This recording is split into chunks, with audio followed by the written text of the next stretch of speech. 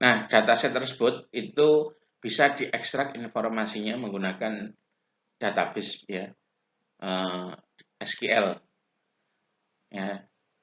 Kalau diekstrak menggunakan SQL itu menghasilkan informasi.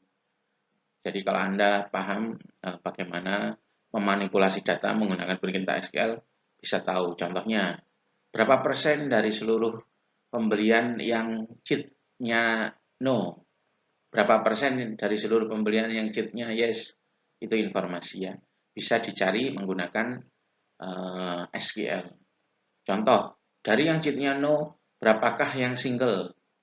Nah, itu merupakan informasi juga ya. Informasi tersebut bisa diekstrak menggunakan SQL. Namun SQL tidak bisa membantu kita untuk menjawab pertanyaan ini ya. Nah, pertanyaan ini yang pertama. Bagaimana pola ciri-ciri customer yang pembayarannya lancar? Bagaimana sih ciri-ciri customer yang cheat-nya no? Bagaimana pola atau ciri-ciri customer yang pembayarannya menunggak? Bagaimana sih polanya customer yang pembayarannya menunggak atau cheat-nya yes? Nah, pertanyaan tersebut tidak bisa dicari menggunakan SQL ya, SQL. Pola atau ciri-ciri customer yang membayarnya lancar atau pembayarannya menunggak, itu namanya pengetahuan. Jadi berbeda dengan informasi.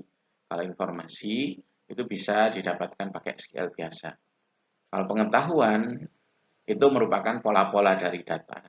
Tidak bisa dicari menggunakan perintah SQL biasa. Sebenarnya ada atau tidak sih pola yang membedakan pembeli yang cheat-nya yes dengan yang cheat-nya no? Ada ya. Jadi customer yang angsurannya menunggak dan angsurannya lancar itu sebenarnya ada pola yang membedakan. Ya, kita bisa tahu kalau kita misalnya berprofesi sebagai sales, sales yang sudah lama bekerja di bagian perkreditan sepeda motor. Dia misalnya sudah puluhan tahun bertemu dengan orang, dengan ribuan orang, terus uh, dia menemui banyak pembeli yang ternyata nanti cheat-nya no atau lancar.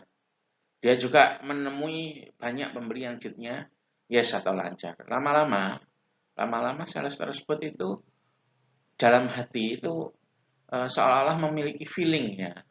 Seolah-olah memiliki feeling. Oh, orang yang cheat-nya no itu ciri-cirinya seperti ini. Orang yang cheat-nya yes itu ciri-cirinya seperti ini. Nah, jadi ada pola yang membedakan antara data dari orang yang cheat-nya no atau pembayar lancar dengan yang cheat-nya yes atau pembayarannya menunggak.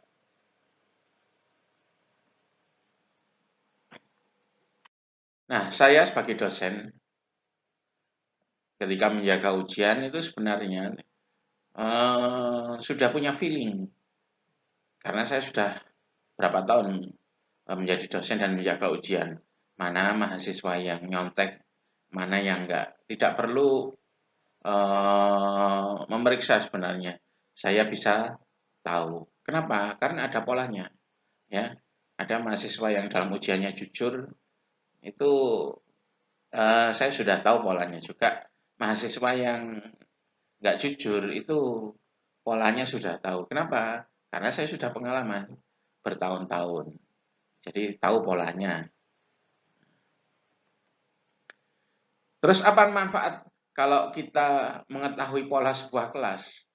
Nah, kembali lagi ke eh, contoh pembelian kendaraan bermotor secara kredit. Kalau kita sudah tahu polanya orang yang cheat-nya no dan cheat-nya yes, kita bisa ya membuat aplikasi ya untuk nebak apakah dia itu nantinya cheat-nya no lancar atau cheat-nya yes menunggak. Nah, kalau dari data-datanya kita masukkan ke aplikasi terus outputnya itu ternyata cheat-nya yes atau dia ditebak curang, maka akan kita tolak. Nah, itu manfaatnya ya. Kalau kita dengan kita sudah tahu pola-polanya. Nah, pola-pola tersebut tidak bisa kita cari hanya menggunakan SQL saja. Ya, kita harus menggunakan teknik-teknik data mining seperti klasifikasi.